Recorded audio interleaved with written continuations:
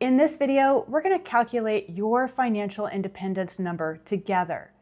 We're going to start with what you actually spend and walk through how that turns into a FIRE number using 25, 30, or even 35x. And then talk about how people realistically fund the years before traditional retirement begins. And this is about building a plan that fits your life, not someone else's spreadsheet. How much money do you actually need to retire? Not a headline number and not what worked for someone else, but your number. That question matters more than almost anything else in retirement planning, especially if you're thinking about retiring in your 50s or earlier. Because if you get this number wrong, you don't find out right away. You find out years later, when work isn't as easy to go back to, and when small financial mistakes feel much bigger. And if you're thinking, I don't even know my spending yet, or I feel like I should be further along, that's okay. You're exactly where you need to be to start doing this correctly. Let me ask you a quick question before we begin. Do you know what you spend in a normal year? Not roughly, not guessing, but a real number. If not, that's fine, because that's the first thing we're going to figure out. Everything in this video comes down to one thing. Can your money support your spending without depending on a full-time job? And that's it. Financial independence isn't about age, it isn't about a magic net worth number, and it doesn't mean that you can never earn money again. It's about choices. So grab a piece of paper or open a notes app, and let's work through this together. Step one is that you need to know what you spend, and this is the foundation. At the top of your page, write this: my annual spending. Not your income, not your savings goal, but your spending. Because once you step away from full-time work, income becomes optional, but spending never does. So now that you have that, we need to focus on what do you spend in a normal month. Not a great month or not a terrible month, but a normal month. And multiply that number by 12. So this is your starting point. It doesn't have to be perfect, but it has to be honest. If that number made you uncomfortable, you're not alone. Most people were taught to track income, not their spending. But retirement planning flips the script. In retirement, spending becomes the steering wheel. And once you know it, everything else becomes easier to plan. According to the most recent U.S. consumer spending data, the median household spends between $52,000 and $60,000 per year, and that's depending on household size and housing costs. But that number is heavily influenced by work-related expenses. It covers commuting, extra vehicles, higher food costs, convenience spending, and time-saving services. This is why using pre-retirement spending without adjustment often understates what you actually need in retirement. Now is step two. You need to know why you spend what you spend. It's the way FIRE thinking works. FIRE is often misunderstood.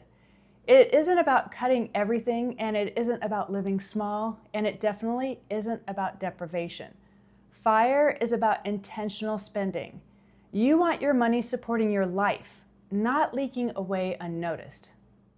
So you need to ask yourself, what expenses truly support life and happiness? What expenses exist because of work? And what expenses are tied to stress, convenience, or time pressure? Because work creates spending that feels permanent, but often isn't. There's commuting and extra vehicles, your work clothes, and eating out because you're exhausted, and paying for convenience because time is tight. When your work goes away, many of these costs fade naturally. Next, we're going to write 3 headings. You're going to have the column for must keep, could shrink, and could go away. So start placing expenses into each column. And you're not cutting anything today. You're just learning how flexible your spending really is. That awareness alone reduces anxiety.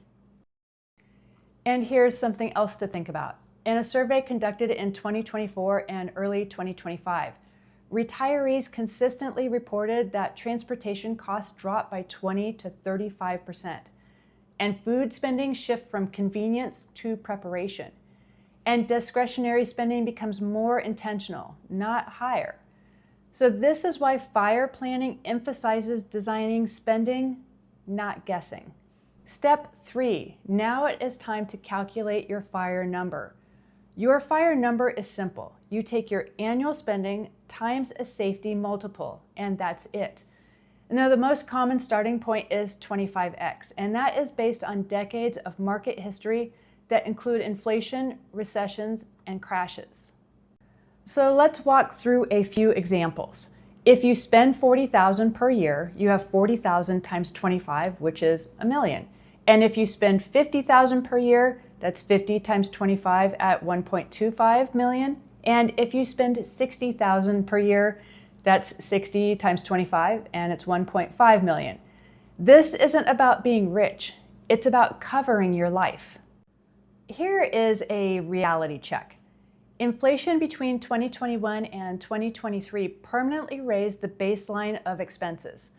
But inflation rates in 2024 and 2025 have stabilized, not compounded at those earlier levels. And this matters because FIRE math assumes that spending rises with inflation over time, not that spending permanently accelerates year after year. And that distinction is critical. Now it's time to add some margin. 25x is not a rule carved in stone. It's just a starting point. So some people want more of a buffer. 25x is the standard FIRE framework, and 30x is more conservative, maybe with longer retirement, and 35x is the maximum peace of mind. The right number depends on your spending stability, your flexibility, and your emotional comfort. Now it's time to calculate all three: your spending times 25, your spending times 30, and your spending times 35. And you don't need to choose today. Seeing the range is the breakthrough. So why is lower spending so powerful?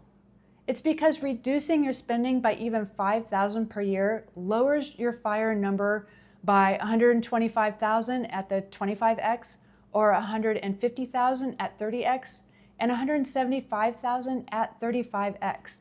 That's leverage, and that's control.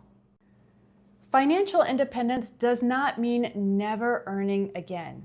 It means earning becomes optional, because many people do choose to have side hustles or do consulting, have seasonal work, or even creative incomes. Even $500 to $1,000 per month dramatically reduces the portfolio stress. And that strengthens the plan. It doesn't weaken it.